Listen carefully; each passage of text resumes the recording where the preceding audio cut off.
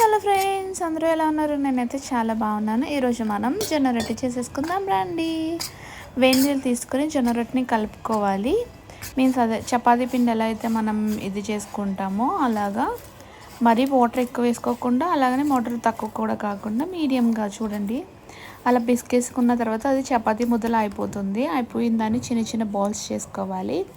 తర్వాత జొన్నపిండి అదే చపాతీ పిండి ఆర్ జొన్న పిండి ఇప్పుడు మనం జొన్న రొట్టె తీసుకుంటున్నాం కదా, అది వేసుకొని చేతితో ఒత్తుకోవాలి. తర్వాత పెనం హీట్ ఎక్కిన తర్వాత ఈ జొన్న రొట్టె అయితే వేసేసుకోవాలి. దాంట్లో కొంచెం వాటర్ వేసుకొని పైన ఒత్తుకోవాలి. చూడండి, అలాగే రెండు వైపులా వేసుకోవాలి. చూడండి, ఒకవైపు కాలిపోయిన తర్వాత మళ్ళీ బ్యాక్ సైడ్ తిప్పుకోవాలి. చూడండి,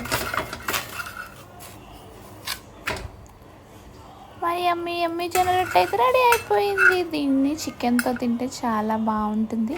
మీరు కూడా ఇంట్లో ట్రై చేయండి. తర్వాత కొంచెం అది కాలిన తర్వాత ఇలాగ పొయ్యి మీద పెట్టుకుంటే అవి పొంగుతాయి, లైక్ చపాతీ లాగా.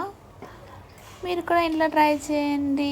Please subscribe my channel, like my channel, share my channel. Bye అండి, నెక్స్ట్ వీడియోలో కలుసుకుందాం.